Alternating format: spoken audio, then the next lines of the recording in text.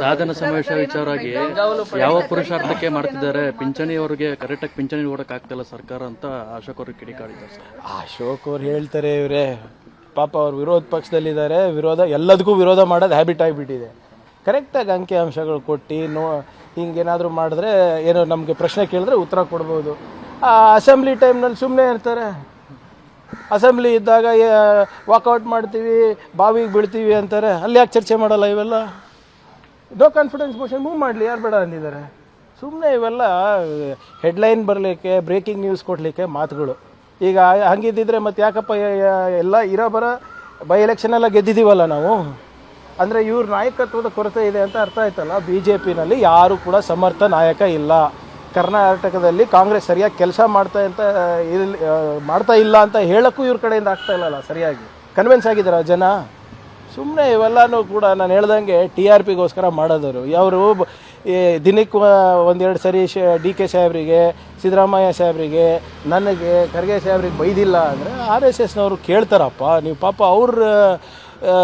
ಏನಕ್ಕೆ ಅವ್ರ ಕೆಲಸಕ್ಕೆ ಯಾಕೆ ನೀವು ಅಡ್ಡಿಪಡಿಸ್ತೀರಾ? ಪಾಪ ಅವ್ರು ಎಷ್ಟು ಬೈತಾರೆ ಅಷ್ಟೇ ಅವರಿಗೆ ಆ ಸ್ಥಾನಮಾನ ಇರ್ತದೆ. ಯಾವಾಗ ಬೈಯೋದು ನಿಲ್ಲಿಸ್ತಾರೆ ಅವಾಗ ಆ ಕುರ್ಚಿ ಇರೋದಿಲ್ಲ. ನೀವು ಕರೆಕ್ಟಾಗಿ ಅಂಕಿಅಂಶಗಳು ಕೊಟ್ಟು ಮಾತಾಡಿದ್ರೆ ಐ ಕ್ಯಾನ್ ಕೌಂಟರ್.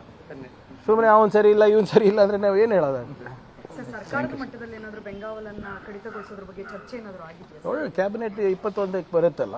ಇದು ಮೇಡಮ್, ನೀವು ಒಂದು ಬೆಂಗಾವಲ್ ತೆಗೆಯೋದು ಅಥವಾ ನಾನು ಸೈಕಲ್ ಹತ್ತೋದು, ಒಂದಿನ ಯಾರೋ ಮೆಟ್ರೋ ತೊಗೊಳೋದಲ್ಲ. ನೀವು ಆಸ್ಟೆರಿಟಿ ಮೆಷರ್ಸನ್ನು ನೀವು ಇಂಪ್ಲಿಮೆಂಟ್ ಮಾಡಬೇಕು ಅಂದರೆ ಲಾರ್ಜ್ ಸ್ಕೇಲಲ್ಲಿ ಮಾಡಿ. ಕೇಂದ್ರ ಸರ್ಕಾರ ಒಪ್ಕೊಳ್ಳಿ. ಈಗ ಮೋದಿ ಅವರು ಏನೇ ಸಮಸ್ಯೆ ಇದೆ ಅಂತಾರೆ, ಹರ್ದೀಪ್ ಸಿಂಗ್ ಪುರಿ ಅವ್ರು ಬಂದು ಈ ಸಮಸ್ಯೆ ಇಲ್ಲ ಅಂತಾರೆ, ಆತಂಕ ಪಡೋದು ಬೇಡ ಅಂತ ಇದ್ದಾರೆ. ಯಾರು ಮಾತು ನಂಬೋದು? ಸರ್ಕಾರದ ಮಾತು ನಂಬೋದ ಅಥವಾ ನಿಮ್ಮ ಮೋದಿಯವ್ರ ಮಾತು ನಂಬೋದ? ಒಂದು ಕಡೆ ಯಾವುದು LPGಗೆ ತೊಂದರೆ ಇಲ್ಲ ಅಂತಾರೆ, ಇಂಧನಕ್ಕೆ ತೊಂದರೆ ಇಲ್ಲ ಅಂತಾರೆ, ಕಚ್ಚಾ ತೈಲಿಗೆ ತೊಂದರೆ ಇಲ್ಲ ಅಂತ ನಿಮ್ಮ ಇವ್ರು ಹೇಳ್ತಾರೆ, ಹರ್ದೀಪ್ ಸಿಂಗ್ ಪುರಿಯವರು. ಅದೇ ನಿಟ್ಟಿನಲ್ಲಿ ₹3 ಜಾಸ್ತಿ ಮಾಡ್ತಾರೆ, ಸಿಲಿಂಡರ್ ಬೆಲೆ ಏರಿಸ್ತಾರೆ. ಮೋದಿಯವರು ಹಿಂಗೆ ಮಾಡಬೇಡ ಹಂಗೆ ಮಾಡಬೇಡ ಅಂತಾರೆ. ಈ ಪರಿಸ್ಥಿತಿ ಉದ್ಭವ ಆಗಿದೆ ಯಾಕೆ? ಅದಕ್ಕೆ ಉತ್ತರ ಕೊಟ್ಕೊಳೋದು ಬೇಡವಾ ನಾವು? ಎಲ್ಲ ಭಾರ ನಾವೇ ಒತ್ತಬೇಕೇನ್ರಿ? ಇದು ಒಳ್ಳೆ ಕತೆ ಐತಲ್ಲ. ಏನೇ ಈ ಮೋದಿಯವ್ರು ಮಾಡುವಂಥ ಅವಾಂತರಗಳಿಗೆಲ್ಲ, ಮೋದಿಯವರ ಮಾಸ್ಟರ್ ಸ್ಟ್ರೋಕ್ಸಿಗೆಲ್ಲ ನಾಗರಿಕರೇ ಹೊರೆ ಹೊತ್ತಬೇಕು ಅಥವಾ ರಾಜ್ಯ ಸರ್ಕಾರಗಳು ಹೊರೆ ಹೊತ್ತಬೇಕಾ?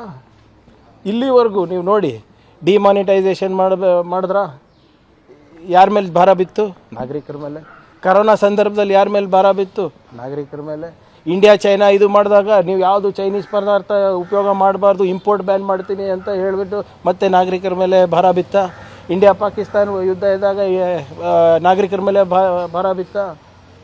ಆರ್ಥಿಕವಾಗಿ ಇವ್ರು ಏನೇ ಡಿಸಿಷನ್ ತೊಗೊಂಡ್ರು ಯಾವಾಗಲೂ ಹೊರೆ ಹೊತ್ತೋದು ನಾಗರಿಕರ ಜವಾಬ್ದಾರಿನೇ ಆಗುತ್ತೆ. ಮತ್ತು ಇವ್ರು ಏನು ಮಾಡ್ತಾ ಇದ್ದಾರೆ? ಕತೆ ಕಾಯ್ತಾ ಇದ್ದಾರಾ? ಇವ್ರಿಗೆ ಎಲೆಕ್ಟ್ ಮಾಡಿರೋದು ಏನಕ್ಕೆ? ಕೇಂದ್ರ ಸರ್ಕಾರದವರು ರಾಜ್ಯ ಸರ್ಕಾರದ ಮೇಲೆ ಹಾಕಕ್ಕ? ಹೌದಪ್ಪ, ನಮ್ಮ ಪಾಲು ಕೊಡ್ತಾ ಇದ್ದಾರೆ, ನಮಗೆ ನಮ್ಮ ಪಾಲ್ಗಿಂತ ಅಧಿಕ ಕೊಡ್ತಾ ಇದ್ರೆ ಅವ್ರು ಇದೆಲ್ಲ ಡಿಮಾಂಡ್ ಮಾಡ್ಬೋದು ನಮ್ಮಿಂದ.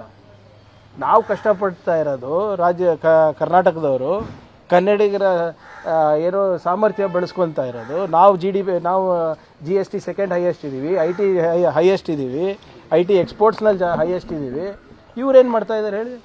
ಯಾವಾಗಲೂ ನಮ್ಮ ಮೇಲೆ ಭಾರ ಹಾಕ್ತಾರಲ್ಲ. ನಮ್ಗೇನು ಕೊಟ್ಟಿದ್ದಾರೆ ಇವರು?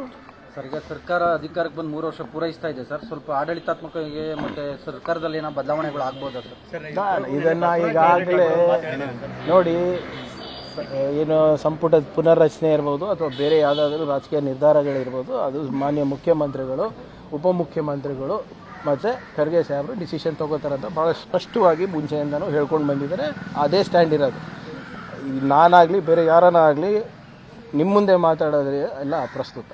ಇಟ್ ಡಸ್ ನಾಟ್ ಮ್ಯಾಟರ್ ಅಂತ ಮುಂಚೆನೂ ಹೇಳಿದ್ದೀನಿ. ಸೊ ಸದ್ಯಕ್ಕೆ CM ಬದಲಾವಣೆ ಇಲ್ಲ ಅನ್ನೋ ಮಲ್ಲಿಕಾರ್ಜುನ್ ಖರ್ಗೆ ಹೇಳಿಕೆಗೆ ಸಂಬಂಧಪಟ್ಟಂತೆ BK ಯಾವಾಗ ಹೇಳಿದ್ದಾರೆ? ಅಲ್ಲ ಕಲಬುರ್ಗಿಲಿ ಹೇಳಿದ್ರಲ್ಲ ಸರ್. ಇಲ್ಲ ಸಾಹೇಬ್ರು ಯಾವಾಗ ಬೇಕು ನನ್ಗೆ ಗೊತ್ತಿದೆ ಯಾವಾಗ ಏನು ಮಾಡಬೇಕು ಅಂತ ಹೇಳಿರೋದು ಅಷ್ಟೇ. ಬದಲಾವಣೆ ವಿಚಾರ ಜೀವಂತವಾಗಿದೆಯಾ ಸರ್? ಸಾಹೇಬ್ರಿಗೆ ಕೇಳಿ, ಇಲ್ಲೇ ಇದ್ದೀರಲ್ಲ. ಈಗ ಆಗಲೇ ಹೇಳಿದ್ದಾರೆ, ದಿನ ಕೇಳಿದ್ರೆ ಏನು ಹೊಸದೇನು ಹೇಳೋಕ್ಕಾಗ್ತದೆ? ಗೊಂದಲನೇ ಇಲ್ಲ. ಗೊಂದಲ ಎಲ್ಲಿದೆ? ಅದು ನೀವು ಹೇಳೋದು ಮೇಡಮ್. ಯಾರು ಹೇಳ್ತಾ ಇಲ್ಲ ಗೊಂದಲ ಇದೆ ಅಂತಲ್ಲ, ಅವ್ರವ್ರ ಅಭಿಪ್ರಾಯ ಹೇಳ್ತಾ ಇರೋದು ಅಷ್ಟೇ. ಇದು ಮೈಕ್ಗಳು ಸ್ವಲ್ಪ ಕೆಳಗಿಟ್ಬಿಟ್ರೆ ಆಟೋಮೆಟಿಕ್ ಯಾರು ಸರ್, ಈಗ ಅಭಿಪ್ರಾಯ ಕೊಡೋದಿಲ್ಲ. ನೇರವಾಗಿ ಸರ್ ಒಂದಷ್ಟು ಸರ್ಕಾರದ ಬದಲಾವಣೆ ಆದ್ರೆ ಪ್ರಿಯಾಂಕಾ ಖರ್ಗೆ ಅವರು ರಾಜಕೀಯವಾಗಿ ಪದೋನ್ನತಿ ಹೊಂದ್ತಾರೆ ಅಂತ ಸರ್ ಯಾರಪ್ಪ ಇದು ನಾನು ಹೇಳ್ತಾ ಇದ್ದೀನಲ್ಲ, ನಾನು ಅಭಿಮಾನಿಗಳೆಲ್ಲ ಮಾತಾಡ್ತಾವ್ರೆ ಸರ್ DCM ಆಗ್ತಾರೆ ಅಂತ. ನಮ್ಮ ಅಭಿಮಾನಿಗಳಿರ್ಬೋದು, ನಿಮ್ಮ ಅಭಿಮಾನಿಗಳು ಹೇಳಿದ್ರು ಅಪ್ರಸ್ತುತ.